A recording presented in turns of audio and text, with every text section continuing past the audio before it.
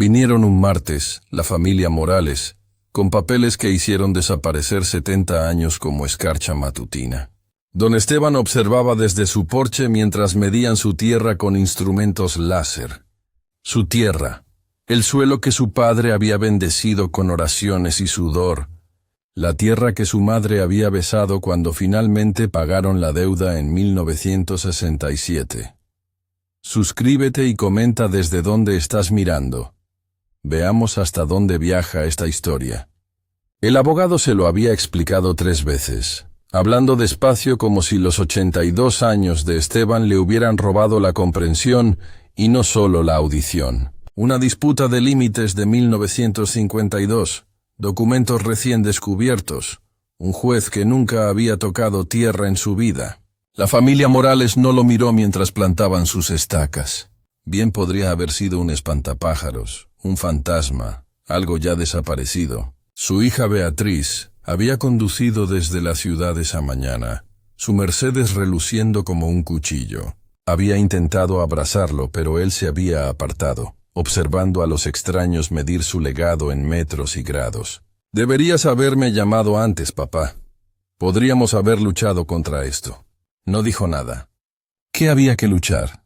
La ley había hablado. A la ley no le importaba que él hubiera plantado cada poste de cerca, que supiera qué rincón del campo sur se inundaba primero en primavera, que pudiera leer el clima en la forma en que se doblaba el álamo. Su pastor alemán, Sombra, se apretaba contra su pierna, un gruñido bajo acumulándose en su pecho como trueno distante. Beatriz se quedó 1 hora, hizo llamadas a abogados que no pudieron ayudar, luego se fue con promesas de regresar el fin de semana. Él vio las luces traseras desaparecer por el camino de tierra.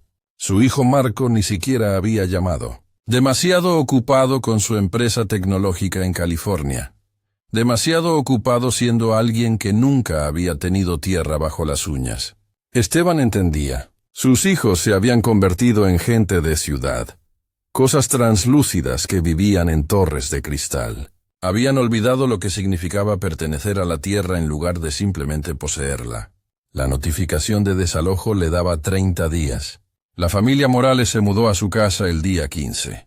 Esteban había tomado lo que importaba: el diario de su esposa Rosa, la fotografía de sus padres frente al granero original, el almanaque de siembra de su abuelo de 1931, una medalla de San Francisco que había sobrevivido 3 generaciones. Se había mudado a la antigua cabaña del capataz en el borde de la propiedad. Una estructura de 2 habitaciones que había construido para su suegro hacía 40 años. Tenía agua corriente y una estufa de leña. Serviría para morir allí. Sombra se negó a dejar su lado. Tenía 12 años ahora, con el hocico gris, pero sus ojos aún conservaban la inteligencia feroz que la había hecho la mejor perra de trabajo que había tenido. Había nacido en el granero.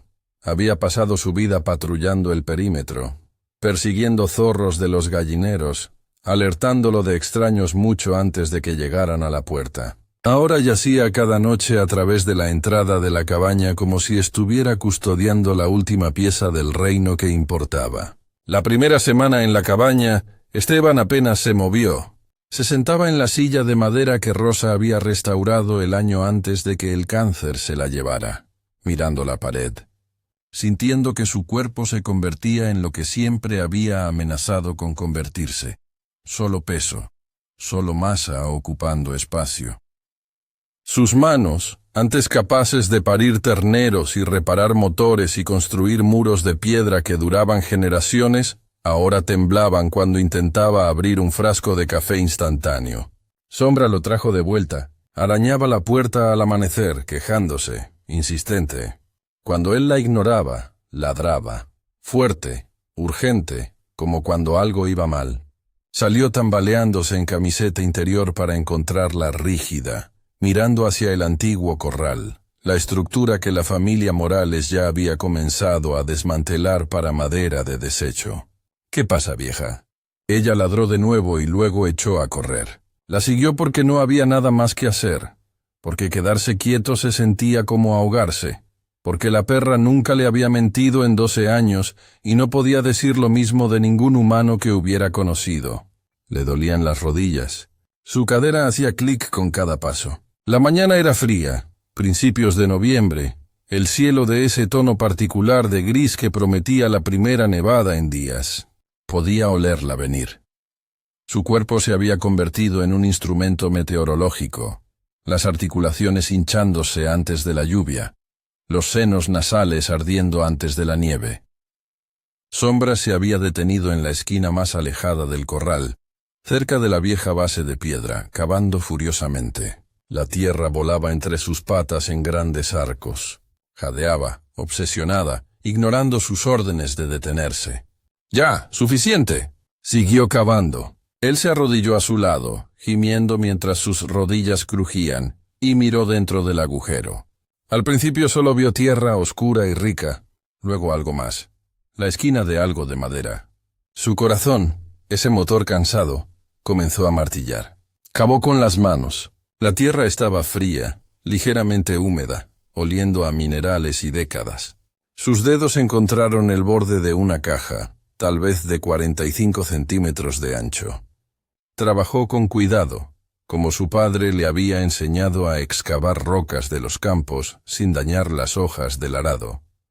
Paciencia, tacto, respeto por lo que estaba oculto. Sombra se sentó, observando, su cola ondeando lentamente, como si acabara de revelar un secreto que había estado guardando desde su nacimiento. La caja se liberó, madera de ciprés, envejecida en gris, sellada con lo que parecía alquitrán o brea. Era pesada. La llevó de regreso a la cabaña en sus brazos como a un niño, Sombra trotando a su lado, mirando hacia el granero como comprobando que no los hubieran seguido. Dentro colocó la caja sobre la mesa. Sus manos temblaban mientras trabajaba la tapa con un destornillador. El sello se rompió con un sonido como hielo quebrándose. Dentro, envueltos en hule, había papeles, documentos. Y debajo de ellos, en una bolsa de cuero endurecida por la edad, más papeles y un pequeño diario. Los extendió sobre la mesa, entrecerrando los ojos ante la tinta desvanecida. Escrituras. Escrituras originales de la propiedad, fechadas en 1898, con el nombre de su bisabuelo, Esteban Vargas. Mapas topográficos, dibujados a mano, mostrando límites que se extendían mucho más allá de lo que él había pensado que era su tierra. Una escritura de compraventa de 52, el año en que la familia Morales, afirmaba que sus documentos probaban la propiedad, excepto que ésta mostraba a su abuelo comprando más terreno a una familia llamada Delgado, los mismos lotes que el clan Morales ahora afirmaba que siempre habían sido suyos. El diario era de su bisabuela. Lo abrió con cuidado, las páginas frágiles como alas de mariposa. Escribía en el estilo antiguo, español formal, su caligrafía elegante, a pesar de lo que debía haber sido poca educación formal. Las entradas eran observaciones diarias, clima, cultivos, nacimientos de animales, visitas de vecinos. Pero una entrada, fechada el 12 de junio de 1952, lo dejó helado. Hoy Javier Morales vino con su hermano abogado de la ciudad. ¿Quieren comprar las 40 acres del este? Esteban dijo que no. Nuestro hijo está enterrado bajo el álamo allí. Nunca venderemos. Javier se fue enojado, prometiendo que no habíamos escuchado lo último de esto. Esa noche, alguien intentó quemar el granero. Esteban apagó las llamas solo. La leyó 3 veces. El hijo enterrado bajo el álamo, su tío, el que había muerto a los 16 de fiebre, el que nunca se mencionaba porque el dolor había sido demasiado grande para palabras. Sabía que la tumba estaba en algún lugar de la propiedad, pero no dónde. Su padre había plantado árboles por todas partes, y la familia Morales, incluso entonces tratando de tomar lo que no era suyo. Sombra apoyó su cabeza en su rodilla. Él acarició sus orejas, sintiendo la suavidad aterciopelada, la confianza. Lo sabías, ¿verdad? De alguna manera lo sabías. Los ojos de la perra contenían misterios que él nunca entendería. Siempre había sentido que había algo sagrado en la esquina donde ella había cavado. Había evitado arar demasiado cerca. Había dejado crecer flores silvestres allí en verano. Ahora sabía por qué. A la mañana siguiente caminó hasta el pueblo, 3 millas en cada dirección, porque su camioneta había sido incluida en lo que la familia Morales poseía ahora. Sombra caminaba a su lado, y él le hablaba como le había hablado a Rosa durante sus últimos meses, cuando las palabras eran todo lo que podía ofrecer contra el cáncer que la devoraba desde adentro. Debería haber luchado más, dijo. Debería haber contratado abogados como quería Beatriz. Pero, ¿cuál es el sentido de conservar la tierra mediante violencia? A través de tribunales y dinero y hombres con trajes que nunca han plantado una semilla. Para eso no es la tierra. Sombra lo miró como si entendiera perfectamente, como si estuviera de acuerdo en que algunas batallas no podían ganarse con armas. En el pueblo fue a ver a Arturo Zamora, un notario que había estado 2 cursos por detrás de él en la escuela, que se había quedado en el pueblo y se había casado con una chica local y criado 6 hijos en la casa que sus padres le dejaron. La oficina de Arturo estaba encima de la ferretería, subiendo un tramo de escaleras que hacía que el corazón de Esteban latiera con esfuerzo. Arturo miró los documentos durante 1 hora, emitiendo de vez en cuando pequeños sonidos de sorpresa o satisfacción. Tomó fotografías con su teléfono, hizo llamadas telefónicas, habló español legal demasiado rápido para que Esteban pudiera seguir completamente. Finalmente se recostó, se quitó las gafas y se frotó los ojos. Estos son legítimos, don Esteban. Estos son anteriores a la reclamación de los Morales por décadas. Pero necesitará un abogado, uno bueno. Y esto tomará meses, tal vez 1 año. Los tribunales se mueven lentamente, y la familia Morales tiene dinero. Esteban asintió. Lo había esperado. La justicia no era rápida. La justicia era una planta que tardaba temporadas en crecer. ¿Cuánto costará? Arturo nombró una cifra que bien podría haber sido $1 millón. Esteban tenía $600 en su cuenta bancaria. Su cheque del Seguro Social era de 400 al mes. Había pasado su vida invirtiendo dinero en la tierra, en cercas y equipo y semillas, en la educación de sus hijos. Nunca había imaginado necesitar dinero para probar lo que ya era suyo. Le agradeció a Arturo y se fue. En el camino de regreso, pasó por la casa Morales, su casa, y los vio en el porche, 3 generaciones sentadas juntas, riendo, tomando café. Parecían una familia disfrutando de su hogar legítimo. Sintió una oleada de algo caliente y amargo, luego la reprimió. La ira era un lujo que no podía permitirse.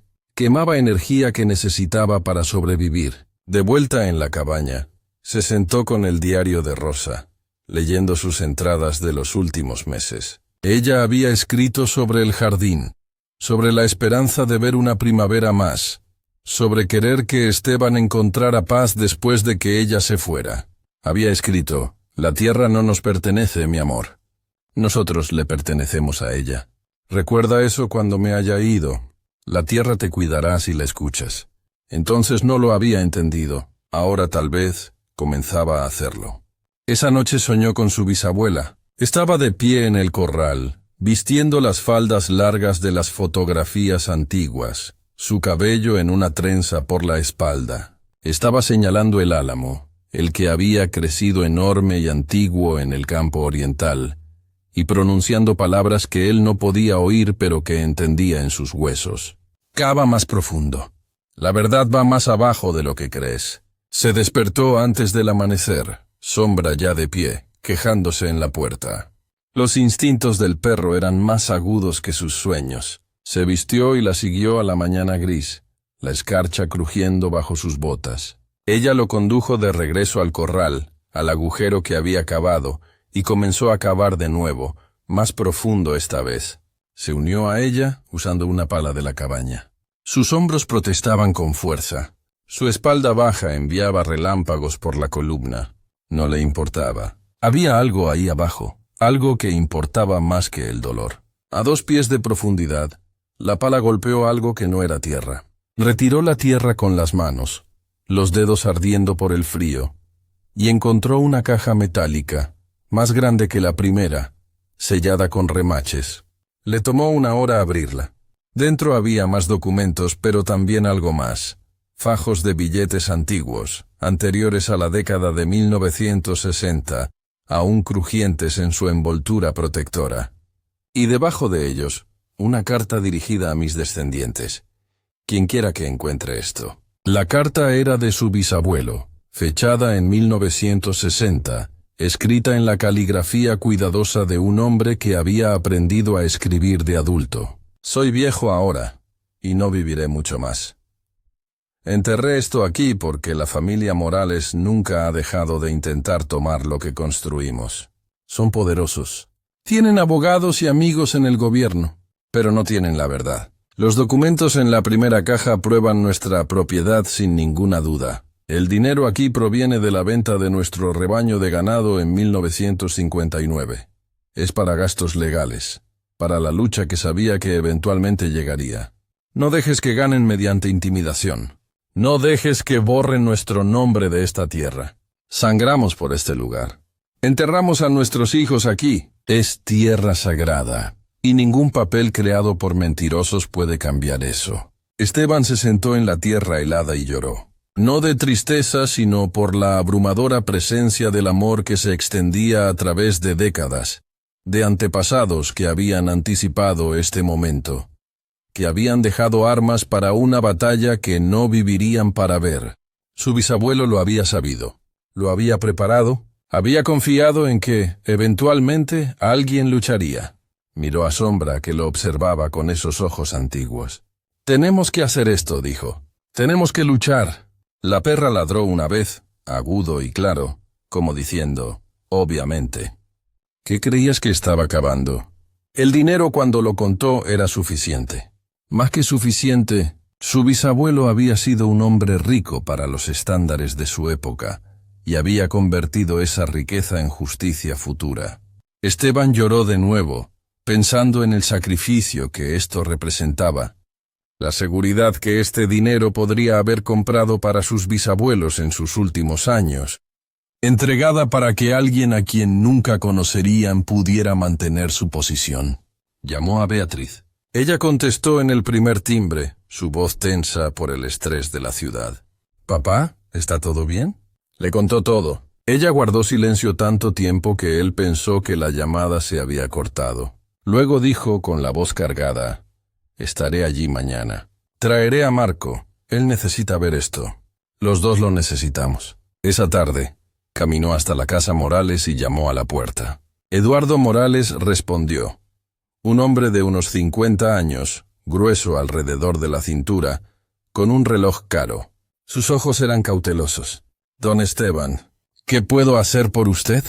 «Quiero mostrarle algo. Una cortesía, antes de que entren los abogados». Extendió los documentos sobre la mesa del comedor. Su mesa, la que Rosa había ahorrado 2 años para comprar.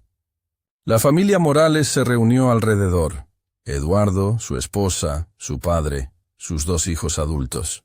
Observó sus rostros mientras leían. Vio cómo la confianza se convertía en confusión, y luego en algo parecido al miedo. «Estos documentos», dijo Esteban en voz baja, «prueban que su reclamación de 1952 se basa en falsificaciones. Mi bisabuelo anticipó esto. Dejó pruebas de todo, incluyendo el intento de su abuelo de quemar nuestro granero. El Morales mayor, un hombre mayor que Esteban, se sentó pesadamente. Su rostro se había vuelto gris. No lo sabía, susurró. Mi padre me dijo que esos papeles eran legítimos. No lo sabía. Esteban le creyó. Esta era la terrible verdad sobre la injusticia. A menudo fluía a través de generaciones de personas que simplemente habían aceptado lo que les habían dicho, sin cuestionar nunca, sin mirar más a fondo. El verdadero villano probablemente estaba muerto. El mentiroso original cuyas mentiras habían adquirido el peso de la verdad mediante la repetición. «Voy a contratar un abogado», dijo Esteban. «Pero quería que lo supieran primero. Quería que entendieran lo que viene». Los dejó sentados en un silencio atónito. Afuera, Sombra lo esperaba, su cola moviéndose lentamente. Volvieron juntos a la cabaña a través del crepúsculo que se acercaba. Comenzaban a caer los primeros copos de nieve, suaves y silenciosos, cubriéndolo todo de blanco. Se sentía como una purificación, como si la propia tierra se estuviera preparando para la transformación. Beatriz y Marco llegaron al día siguiente en el Tesla de Marco, incongruente en el camino de tierra. Habían traído a una abogada, una mujer feroz llamada Patricia, que llevaba botas caras y tenía ojos como de halcón. Pasó 3 horas revisando los documentos. Luego sonrió, una sonrisa de depredador. Esto es irrefutable. Revertiremos la orden judicial en 6 semanas. Pero estaba equivocada. La familia Morales no luchó. 3 días después, Eduardo llegó a la cabaña con su abogado y firmaron papeles devolviendo la tierra, reconociendo el fraude que su antepasado había cometido. No hubo disculpas, no realmente, solo el reconocimiento sombrío de que habían estado viviendo una mentira. Nadie quiere ser el villano de la historia de otra persona. Esteban se mudó de nuevo a su casa la semana siguiente. La familia Morales la había dejado exactamente como la encontraron, como si hubieran tenido miedo de cambiar algo, como si hubieran sabido en algún nivel que solo eran visitantes temporales en la casa de otra persona. Beatriz y Marco se quedaron una semana, ayudándolo a instalarse de nuevo, y por primera vez en años, la casa estaba llena de voces, de risas, de vida. Marco se quedó con él una tarde, mirando hacia los campos. «Lo siento, papá. Siento no haber estado aquí. Siento haber olvidado lo que significaba este lugar». Esteban puso una mano en el hombro de su hijo. «No lo olvidaste. Solo necesitabas recordarlo. Eso es diferente». El invierno fue suave. Esteban lo pasó caminando por la propiedad con sombra, reaprendiendo la tierra, presentándose de nuevo a cada rincón y línea de cerca. En primavera, contrató a jóvenes del pueblo para que lo ayudaran a plantar un jardín donde había estado el de Rosa. Y trabajó junto a ellos, moviéndose lentamente pero con firmeza, sus manos recordando lo que su mente había tratado de olvidar, la sensación de la tierra, el olor del crecimiento, el pequeño milagro de las semillas convirtiéndose en sustento. Beatriz y Marco visitaban más a menudo.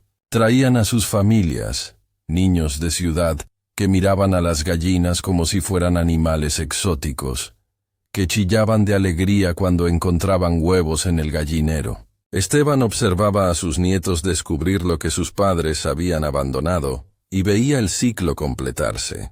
La tierra estaría aquí mucho después de que él se fuera. Otros la cuidarían o no. De cualquier manera permanecería. A principios de mayo, Sombra comenzó a ralentizarse. Tenía 13 años ahora, una edad avanzada para un pastor alemán, y el invierno había sido duro para sus articulaciones. Dejó de correr, luego dejó de caminar muy lejos, y finalmente pasó la mayor parte de su tiempo tumbada al sol en el porche, observando el mundo con ojos pacientes. Esteban se sentó a su lado una mañana, acariciándole la cabeza. «Me salvaste, vieja. Me mostraste dónde buscar. ¿Cómo lo supiste?» La perra lo miró con esos ojos que contenían misterios. Tal vez había olido algo diferente en la tierra donde estaban enterradas las cajas. Tal vez había sentido su desesperación y respondido a ella. Tal vez, y a él le gustaba pensar que esto era cierto, tal vez había sido guiada por los mismos espíritus ancestrales que habían susurrado en sus sueños. Los perros entendían cosas más allá de la comprensión humana. Vivían más cerca de la tierra, más cerca de la verdad. Murió un martes de junio, pacíficamente, mientras dormía, tumbada bajo el sol de la mañana. Esteban la enterró en el corral, cerca del lugar donde había desenterrado la salvación. Plantó flores silvestres sobre la tumba y colocó una piedra con su nombre. Beatriz lloró cuando escuchó la noticia. También lo hizo Marco. Incluso los nietos, que solo habían conocido a Sombra 2 veces, parecían entender que algo importante había terminado. Ese verano Esteban recibió una carta del Morales mayor. Era corta, escrita con una mano temblorosa. «Don Esteban, he estado enfermo durante algún tiempo, y los médicos dicen que no me queda mucho. Quería escribir antes de irme. Mi familia ha llevado vergüenza desde que devolvimos su tierra. Mis nietos no entienden por qué renunciamos a lo que parecía legítimamente nuestro. Intenté explicar, pero las palabras me fallan. Le escribo para disculparme. Mi padre era un hombre duro que quería más de lo que merecía. Me enseñó a tomar lo que podía en lugar de ganar lo que necesitaba. Transmití este veneno a mi hijo sin saberlo. La integridad de su familia nos ha mostrado nuestra propia vacuidad. No espero perdón. Solo quería que supiera que nos enseñó algo que necesitábamos aprender, incluso si llegó tarde, incluso si nos costó caro. Algunas lecciones valen el precio. Gracias por su misericordia en cómo manejó esto. Podría habernos destruido públicamente. Eligió la gracia en su lugar. Que Dios lo bendiga. Rafael Morales. Esteban leyó la carta 3 veces. Luego la dobló con cuidado y la colocó en la caja metálica con los otros documentos. La conservaría, la pasaría junto con el resto de la historia. Era importante que sus descendientes entendieran. La victoria no había estado en recuperar la tierra. La victoria había estado en mantener la dignidad, en luchar sin volverse cruel, en demostrar que la justicia no requería venganza. Escribió de vuelta una nota sencilla. Don Rafael, todos somos hijos de la misma tierra. Todos regresamos a ella eventualmente. No guardo ira. Que encuentre paz en sus últimos días. Esteban Rafael Morales murió 3 semanas después. Esteban asistió al funeral, sorprendiendo a la familia, sorprendiéndose a sí mismo. Se sentó en la parte trasera de la iglesia y escuchó los elogios, y pensó en lo complicados que eran los humanos, en lo capaces que eran tanto de crueldad como de redención. Después del servicio, Eduardo se acercó a él, con los ojos enrojecidos. Gracias por venir. No tenía que hacerlo. Su padre estaba tratando de arreglar las cosas al final. Respeté eso. Se dieron la mano y algo pasó entre ellos. No exactamente amistad, pero sí comprensión. La sanación que viene de reconocer las heridas. Cuando llegó el otoño, el cuerpo de Esteban comenzó sus negociaciones finales con la mortalidad. Se despertaba cada día un poco más lento, se movía con un poco más de esfuerzo. No luchaba contra ello. Había vivido mucho tiempo. Había visto crecer a sus hijos, había sostenido a sus nietos, había defendido el legado de sus antepasados. Había hecho suficiente. Una mañana de octubre, con los álamos dorándose y el aire afilado con la promesa del invierno, caminó hasta el campo oriental, hacia el álamo masivo que su bisabuela había señalado en su sueño. Llevaba una pala y una pequeña piedra conmemorativa que él mismo había tallado. Cavó con cuidado hasta que encontró lo que sabía que estaría allí. La pequeña tumba. Los huesos de un muchacho de 16 años que había muerto en 1952. Su tío, aquel cuya muerte había sido demasiado dolorosa para hablar de ella. Limpió la tierra alrededor del lugar y luego colocó la piedra, que decía simplemente: Esteban Vargas Jr., hijo amado, 1936-1952. Dijo una oración que su madre le había enseñado, las palabras regresando a través de 7 décadas. Luego se sentó bajo el árbol, con la espalda contra el tronco, y miró la tierra. Toda ella, los campos, el granero, la casa, las colinas a lo lejos, brillando con colores otoñales. Esta era su herencia, no la tierra en sí, sino el derecho a pertenecer a ella, a ser parte de su historia, a añadir su capítulo antes de pasar la pluma a quien viniera después. Beatriz lo encontró allí al atardecer, aún sentado, aún respirando, pero apenas. Llamó a Marco, llamó a la ambulancia, pero Esteban levantó una mano. No hospitales, aquí, déjenme quedarme aquí. Trajeron mantas, lo acomodaron contra el árbol. Los nietos vinieron, se sentaron en círculo a su alrededor. El sol se estaba poniendo, pintando el cielo en tonos de naranja, rojo y púrpura. Un halcón giraba en lo alto, aprovechando las corrientes térmicas. Las hojas del álamo susurraban al viento. Sonaban como agua, como oraciones murmuradas, como todas las voces de todas las personas que alguna vez habían amado esta tierra. Esteban miró a su hija, a su hijo, a sus nietos, 4 generaciones de sangre Vargas, y sonrió. «Escuchen a la tierra», dijo, su voz apenas audible. Ella recuerda todo. Les dirá lo que necesitan saber. Cerró los ojos y se dejó llevar. Su respiración ralentizándose, convirtiéndose en parte del viento que se movía entre las hojas. Pensó en Rosa, esperándolo en algún lugar más allá del atardecer. Pensó en Sombra, fiel hasta el final. Pensó en su bisabuelo, enterrando la verdad en la tierra como semillas, confiando en que brotarían cuando fuera necesario. La tierra no nos pertenece.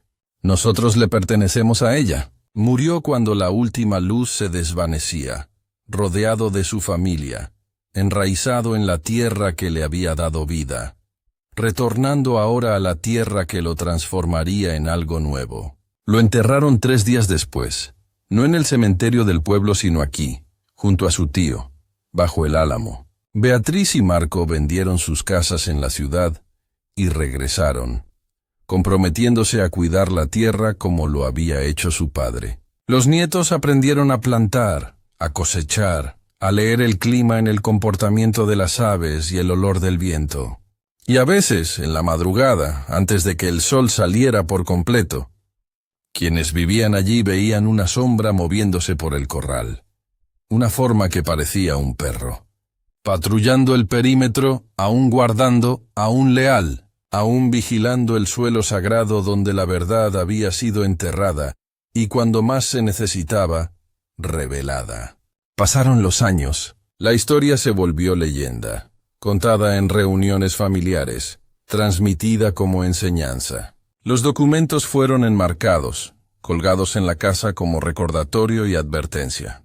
Las cajas metálicas se mantuvieron a salvo. Su contenido disponible para cualquier descendiente que necesitara pruebas de que la integridad importaba más que la posesión, de que la dignidad valía la pena luchar por ella, de que a veces los muertos hablan más fuerte a través de lo que dejaron atrás. La tierra permaneció. Las estaciones cambiaron. El álamo creció más grueso, sus raíces profundizándose, conectándose con los huesos de aquellos que habían amado este lugar lo suficiente como para convertirse en parte de él para siempre. Y en algún lugar, en alguna dimensión más allá de la vista, un anciano y su perro caminaban juntos por campos que nunca dejaban de crecer, por primaveras que nunca terminaban. Finalmente en casa, en el único lugar que siempre había importado realmente. Suscríbete para más historias. Mira nuestros otros videos. Comparte con amigos que necesiten recordar que justicia tardía no es justicia denegada. A veces es solo justicia echando raíces. Nos vemos la próxima.